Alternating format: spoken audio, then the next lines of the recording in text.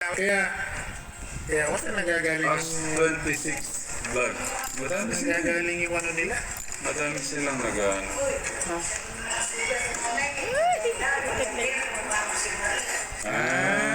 Hindi Lumipat sila na sa... ba kayo? Lumipat na. Guys, good morning, good afternoon, at good evening kung saan man kayo mga bansa. Again, this is me as 26 vlog. Hihiramin ko lang po at humihingi ako ng pasensya kay Kalingap Ian sa pagkuha ko ng clip video na to.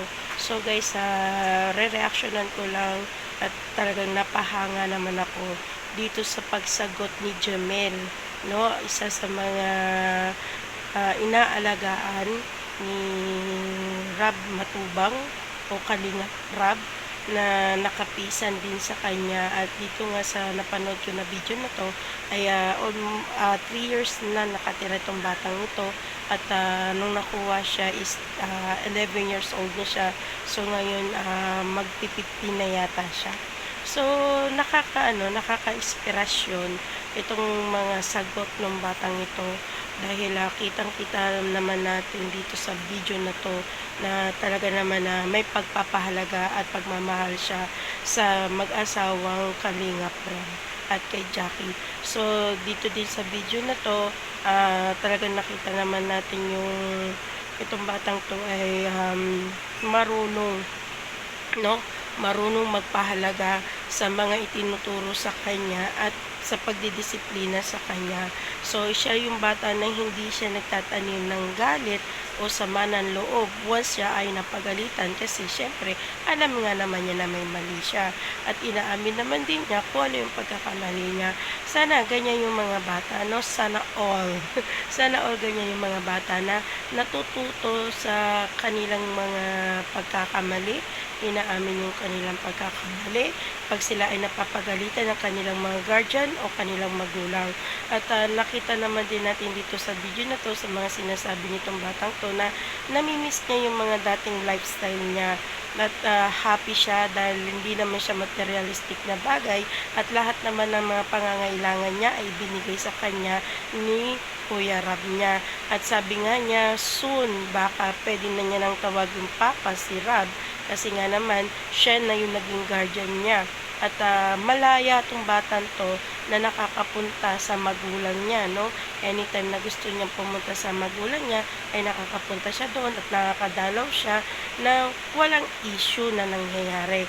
At dito naman sa vlog na to din na makikita mo na ang taas ng pangarap niya, at sana nga ay matupad niya yung mga pangarap niya na yun, at sana ipagpatuloy niya yung kagandahang asal na na-adapt niya sa mga kalingap, no?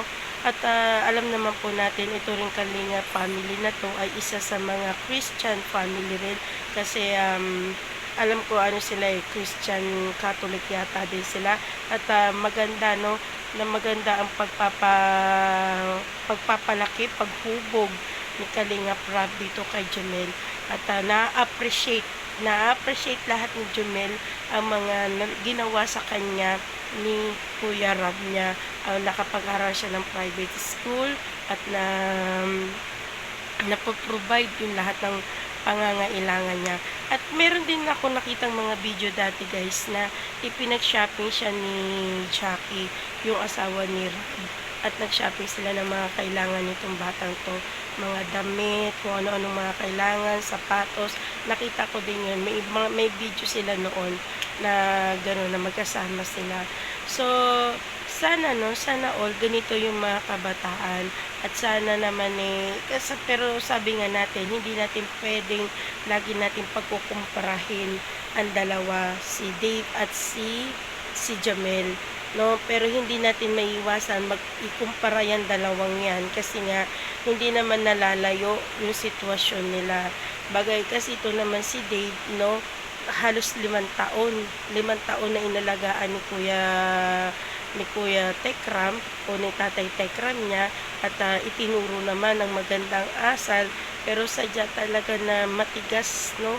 Matigas ang ulo nitong batang to, kaya hindi siya nakikinig at dinadamdam niya yung mga ipinapayo o mga pagdidisiplinang iginagawa sa kanya. Pero alam mo, Dave, napakaswerte mo, masasabi ko talagang napakaswerte mo sa lahat ng bata na naging beneficiary ni Tatay Ram. Kasi bakit? Ikaw yung nakatira sa kanya, sa bahay nila, itinuro sa iyo ang lahat ng mga magagandang asal, tinuruan kang mag-drive, tinuruan kang ng magpalipad ng eroplano, na ibigay naman siguro lahat ng pangangailangan mo. Nakapasok ka sa private school din, no? Pero bakit, no? Bakit nangyari ang ganitong mga bagay? Sana nga lang din na dumating talaga, sana wag dumating din yung panahon na ito si Jumel ay masilaw. Pero sabi nga niya sa live niya kay Kalingap Ian na hindi niya ipagpapalit sa anumang bagay si Kuya Rab niya. At sana ganun din ang naging desisyon sana ni Dave.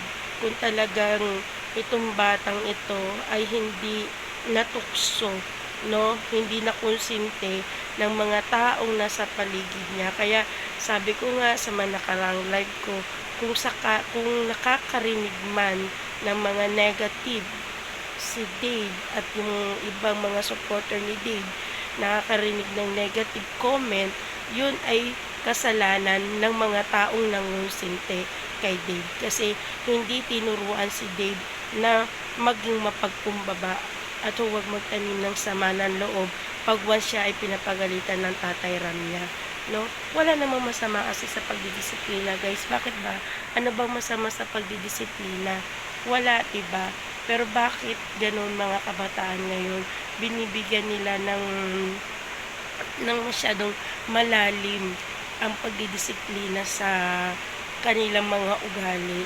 Kasi hindi ka naman didisiplinahin ng isang tao o ng guardian mo o ng nanay mo o ng magulang mo kung ikaw ay gumagawa ng tama. 'Di ba? Siguro may mga mali, kaya siguro siya ay dinidisiplina. Kaso nga nakakalungkot lang kasi nga may mga tao sa likod niya na kinukonsinti siya. So, yun nga guys, ang aking vlog dito sa mixing reaction ko dito sa kay Jumel at kay Dave na talagang napakalayo ng kanilang mindset, ng kanilang mga pananaw sa buhay, ng kanilang mga opinion sa mga sarili nila. Kumbaga ito si Jumel talagang focus siya kung ano yung gusto niyang mangyari sa buhay niya. Focus siya sa magiging mga pangarap niya sa buhay niya at malaki ang pagpapasalamat niya dahil napunta siya kay Kuya Rab niya. Samantalang ito naman si Dave na-spoil, no? In short talaga, na-spoil tong batang to at masyadong nalunod sa karangyaan, nalunod sa sobrang pagmamahal, no? Sobrang pagmamahal. Kaya minsan siguro talaga masama yung sobra kang nagmamahal. Hindi, totoo lang. Siguro, no? Minsan siguro mahirap din yung sobrang mong minahal yung isang tao dahil gusto mo siyang maging mabuti. Kaya in-spoiled mo ng in-spoiled, no? Kaya yun, napakalayo nilang dalawa. Sobrang layo ng kanilang mindset, ng kanilang opinion sa buhay, ng kanilang mga pangarap, ng kanilang mga nais gawin, no? Napakalayo. Kaya sana, no, again and again, lagi kong sinasabi na Dave, kung napapanood mo man itong mga video ko at kung sino man nakakapanood ng video kong to, please guys, turuan niyo po si Dave na matutong magpakumbaba at humingi ng tawad. Lagi kong sinasabi yan kasi yan ang isang bagay talaga na wala sa pagkatao ni Dave, ang maging magpakumbaba at humingi ng tawad. Huwag niyong siyang konsintihin. Huwag niyong itatak sa utak niya na wala kang dapat hihingi ng tawad. Huwag ganun. Kasi alam po ninyo na may mali. At alam ninyo po, yun yung pagkakamali. 'Di ba? Sana naman turuan natin, hubugin natin si Dave na isang maging mabuting tao. Kasi andun na siya eh. Nandun na siya sa okay na yung buhay niya. Nandun na siya sa na makakaahon siya. May ahon niya yung pamilya niya sa kahirapan. Pero dahil sa ito, sa nangyaring ganito, ay nakakakita tayo, nakakabasa tayo ng mga negatibong mga comment, no, na hindi naman po natin talaga maiiwasan yan dahil sa sitwasyon na nangyari. Kaya sana talaga, no, turuan niyo si Dave na maging mapagkumbaba at humingi ng tawad sa mga tao na kanyang nasaktan. Again, this is Mia's 26th vlog. Maraming salamat po sa inyong pong panonood. At again, hinihingi ko ng pasensya at patawad, no, ang aking pagkuha ng clip video na to kay Kalingap Ian. At sana ho maging inspirasyon niyo po ang mga sinasabi ni Jamil sa lahat ng mga kabataan ngayon, na maging inspirasyon to kaya na matutong maging kontento sa buhay, matutong maging mapagmahal at maging mapagkumbaba, 'di ba? Maraming salamat po sa inyo. Again, subscribe po kayo sa aking channel para lagi po kayong updated sa aking mga vlog. Have a good day and God bless us all. Bye-bye!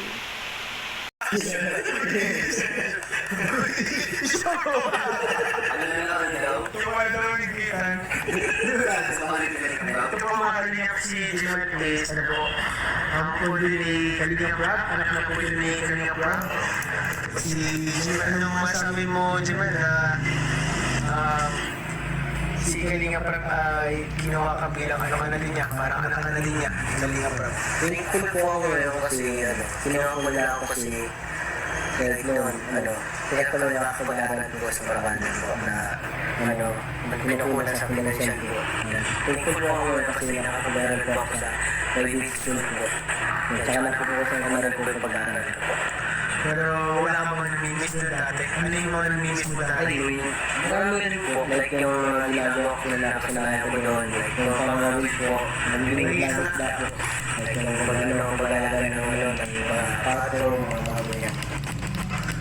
Hindi pala namimiss mo yun ano yung Sabi ko po talaga dito sa yun yung hiling mo kasi talaga, di ba? Yung mga isda. Kasi si Jimmy, nakikita ko ito lagi nag-YouTube, yung pangangawil. Lagi nag-YouTube ng YouTube. Pagkaalaga. Kasi yung mga libangan mo dun eh, no? Yung mga kalaro mo dun, namimiss mo. Opo. Pero minsan naman po ako doon may mga kalagar kasi buntok po kasi yun eh. Like yun lang yung mga kabanding ko lang yung mga like yung mga pato, yung mga like hinahabol ko sila. Kaya naman ako wala yung Pero gusto mo pag-bro, para sa kanila bro. Hindi siya, no? Ano siya, matindi bata kasi ibang bata kapag mga ganyan, boring na boring yung ibang mga bata sa ganyan. Yung gusto nila talaga mag-cellphone, ano lang, mga laro, mga games. Pero balikan po ito si Jimmy po, ang gusto niya po yung mga ganon, mga mag-alaga ng ano, pato, baboy, magpaghabulan sa mga pato, mga will. Magdala na stick ko parang ano. Kung ano yung meron ako yun. Parang hindi ka materialistic. Yung mga kapatid na po ako ano meron ako yun. Good provider. Ano tanong ko kay Kalingap Rob? Ilan pa niya? Pero sa iyo, sa totoo lang, kasi yung tumatay yung ama mo. Kasi talaga Hindi ka ba mga nila bagod yung pag-ulit pinapos siya? Hindi, parang gano'n. Ano ba? Dumating ka na. Si Kuya lang po, uli ng buwan na. Hindi. Tawagin mo ako na, hindi. Tawagin ako daddy rin po kasi ano. Hindi po ako sanay ng daddy, ganyan. Like hindi po ako nun ano. Tawag ko lang po talaga ipapataas na yan. Papalang mo. Malalim. Papaparap. Pero ikaw ba nakikita mo minsan sa sarili mo na sa future na minsan tawagin mo si Kuya Rambo na papa, ganyan? Opo, ano po kasi like, siya na yung nag-ano eh. Siya na yung like na ano. Parang ama ka na po ngayon. Siya yung father figure mo. Tinitingnan mo bilang ama, no? Eh si Jack, kumusta naman si Jack bilang tumatay mong ina? Okay naman po, pag binibigyan po ako ng mga advice na tulungan niya ako sa mga pag-work ko po yung mga hindi ko naiintindihan na mga mag-work, nahihirapan ako. Tinutulungan niya po ako doon, tapos yung kasasunod din po yung siya na yung kakasikaso po pag wala si Meron kasi. Si Meron po kasi lagi busy po sa program. Strict ba sila? Strict ba sila? Hindi naman po. Kasama magpapaalam ko po kasi minsan pag hindi ka napaalam na alas ka na lang. Siyempre, masasabihan ka rin naman. Ay, alam ko naman po yun. Nagkaroon ng times na nagalitan ka na ni Kalinga Prabang ni Jack. Ay, nagkaroon na rin po. Pero nagtampo ka? Hindi po. Kasi alam ko naman po yung nagawa kong mali. Okay. Ano ba ka ginalitan dati? Like yun lang po. Pag nagbabay po ako na madaling araw, hindi ako hindi ako minsan nagpapaalam. Biglaan po kasi minsan yung mga kaibigan ko nagkaya sa akin. Alam ko naman po na minsan nag-aalala rin po sila na baka may nangyayari sa akin na masama. Kaya alam ko naman po na mali rin po yung ginawa. Grabe, nakakatuwa bro. Oo bro. Hindi na siya katulad na dati na bata talaga nakikita mo ngayon na nag-mature. Nag-mature si Jermel sa kanyang isip, sa kanyang wisdom, sa kanyang pananaw sa buhay bro, no? Maganda rin kasi bro yung school nila. Maganda meet. Maganda, may marami ka natutunan doon. Christian din po siya. Yan yung mga ginagawa ko dati. Tinuturo po din na ngayon ko na na-realize na mali po na ginagawa ko dati. Kaya sabi ko po, mabubuhay ko na yung sarili. Ano yung pinaka natutunan mo sa buhay? Natutunan mo sa itong panahon na kasama mo si Kalinga Prab? Like ano po yung mga natutunan ko dito sa bahay dito sa school? Sa lahat na, sa Lahat paglalas na po. Yung mga natutunan ko po doon, like yung like tumuwan ako sa kapwa mo kahit tumuwan ako sa kapwa mo na walang hinihinging kapalit. Tama yan. Tama yan. Nilatag na bro yung ano natin, yung environment natin sa Kalinga. Maganda bro yung ano talaga. Basta pa lang, may yung ganda ng mindset na po. Sa totoo lang, hindi siya tinuturo, nakikita niya na eh. Oo, nakikita niya na sa paligid niya eh. Totoo bro. Nakakatuwa. Ano ba yung mga natutunan ko sa Kalinga? Yung ano po, magtatanim ng hinanakit sa kapwa. Grabe, nilalim na. Nilalim na ng mga natututunan mo. Totoo yan. And napakalaga ng bagay na yan, yung huwag magtatanim na sama na loob. Sobrang halaga niya sa buhay mo. Kasi ang may sama ng loob, yun yung kapag may sama ng loob ka sa sa katawan mo. Wala po parang nagdudulot rin niya ng kapahamakan. O kapahamakan. And mahirapan kang mag-grow or mabante, maka-move on sa buhay. Ano pa natutunan mo? Ano po yung ginagawa ko po sa araw-araw na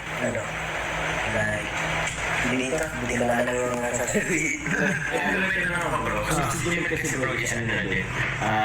Medyo naging ano na din. Tawag yun? Sultero? Binata na din. Binata. When it comes to relationship, bakit ba sila kasi as young as yours ngayon, parang gano'n. Pinatagin ka ba mag-girlfriend, mag-gawa, parang gano'n. Or gano'n na silang age ka, pwedeng mag-girlfriend, gano'n. Bawal po kasi like sa akin din po, hindi ko po hiniintindi yung mga jowa-jowa yan. Like nakapokus po ako sa pag-aaral ko po. Grabe, ang galing ano? Mag-iisip na po ako sa mga medyo ngayon. Baka kasi may camera, hindi naman. Hindi naman. Pinapanindigan ko ba? Pinapanindigan. Best naman, ano siya talaga? Talagang man of his words. Man of his words. Paninindigan. Paninindigan. Meron kasi ngayong mga issue and may mga napapanood tayo na nangyari sa isang sikat na YouTuber na meron siyang inampon. Yung sikat na YouTuber. And yung charity vlogger niya siya. And yung kanyang inampon is iniwan din siya after 5 years, mahigit ata? Or 5 years. No? Ilang taon ba na sa kay Kuya Rab? Ako lang, 43 years. Maki 3 years na? 20 ano po kasi 20 years po. Muna ako malaki ako. 3 years na, grabe ah. Tagal na rin. Nabayan pa tayo. Grabe na pa. Third day kayo, no? Grabe na, tagal na rin 3 years. Ikaw, Jamel, ano? Balang araw ba, iiwan mo din si Kalinga Prab? Anong tulungan naman? Para sa akin po, hindi ko po gagawin yun kasi nakakaya naman po, like, ikaw na yung pinag-aral, ikaw na yung pinatuloy sa bahay nila, binigyan ka ng pagmamahal na gusto mo. Like, ikaw po yung may balak na iiwan sila na parang wala nangyari, ganyan. Talagang hindi yan pumasok sa isip mo. Hindi po yung pumasok sa isip ko po, like, ano po. Tinuturing ko na po sila na tunay na magulang ko po. And mahal na mahal mo sila. Oo, mahal naman. Kumbaga, yung pagtingin mo kay Kalinga Prab and kay Dapis parang tunay na talaga na ito. Tama. So, yan, Jamel, is talagang wala nang magbabago ng isip mo. Kunyari, may mag-offer sa'yo na mayaman na ay, kukunin ka namin, pumalis ka rin ang katakuyaran mo, kami na bahala sa'yo. Ay, hindi ko po yung gagawin kasi kontento na po ako ng meron ako ngayon. Yan. Tsaka free naman po ako na pumunta kala mama, kala papa, bumisita po. Yan. Tsaka hindi ko naman po yung gagawin na pagpapalit ko po yung kaya ko sa yung tao po. Tao na ako. Ano? Grabe. Kasi sa mga panahon na mahirap, siya yung taong tumulong sa Kaya iyo. lang po yung tao na kapag pabago po ng buhay ko po. Tuwala din ako dito kay Jamel. Oo. Na, kumbaga, siguro, aalis na siya kunyari kapag mag-a-abroad siya, magkatrabaho. Pero yung pagiging ama na nila, Hindi ko mawawala sa puso ko po. habang buhay na yun. Opo. Like, tatatak na po yun sa akin.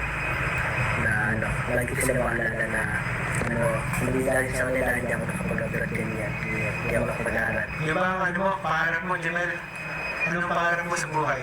Ano po, yung makahanap ko ng trabaho like yung toilet po kahit hindi ka magaling sa math. Pilot? Opo. Grabe! Grabe, bro, ang Naalala ko yun di ba? Yung interview na yun yung pangarap mo ka ngayon. Kaso takot ka kasi. Dati, naalala ko yung sagot mo lang. Opo, yung Takot ka kasi baka bumagsak kasi may nakikita yung sa TV po, yung sa cellphone, like, parang na-pressure po ako na, like, baka paano kung bumagsak yung ilan sa sakit ko, parang gano'n. Pero kasi bro, parang ano yun yung boy rin kasi na makasay ang isip mo din yung boy mo. Oo nga. Grabe, ang hirap naman kasi talaga nun. So, ang tingin ko pala, Jamel, ito, para maging pilot ka, nakikakawi, para sa akin, ka? Ito, opinion ko lang naman, ha? Isa sa mga mga magagandang way, is sumasok ka sa school na, military school, AFP. Philippine Military Academy, pumasok ko din. Kasi mga scholar na yung bayan din, eh. Oo. And, yun, pwede ka doon maging, piloto. AFP, Air Force of the Philippines. Ganun po kasi gusto kong pasuwalaan na like yung nasa Air Force po, yung nasa na lumilipad po na ito, yung Air Force po na sundalo po yun. Tama yun, AFP yun. Oo, yun. Grabe, sakto, no? So, pwede ka pa nakaka-proud dyan. Magpatangkad ka pa, may ano yun, ay. May limit din po May yun. limit yun, oo. Kinatag ka namin. Alam po, na-13 pa lang. Bata pa bro. Next year ka pa pa ng 14? Opo. Next year pa? Ay, ngayong year po. Ngayong year. Oo, 14. Ano ba mo ngayon? Ano ba mo ngayon? Ay, hindi ko na po hindi ko po Pero, bro, sa tingin ko bro, malaki yung chance na si Jamel ay matupad niya kanyang mga pangarap. Eh kami, Jamel, ngayon pa lang, very proud kami sa iyo. Oo. Eh kami, mga kuya mo kami, Opo. Mga kuya mo kami, huwag kang maya sa amin kapag may problema ka, kapag may crush ka. Kuya, parang tuloy mo ka ng puso ko, parang may crush ka, huwag kang maya sa amin. Magpunta ka sa amin, ganyan. Mga kuya mo kami. Eh, huwag kang maya ka, syempre ka na mama at papa mo. Kalinga ba at Jaco. And sa totoo lang, mahal na mahal ka ng dalawang yun. Sobrang mahal na mahal ka ng dalawang yun. Eh, talaga hindi ka napapabayaan. And tinutuloy ka din naman nila baga talaga na tunay na anak. Nararamdaman mo naman yun. So, So, ayun, nakaka-proud ko Jemel, and ano kami ngayon sa'yo, masaya kami sa kung anong meron ka ngayon. Ano nakikita namin sa'yo.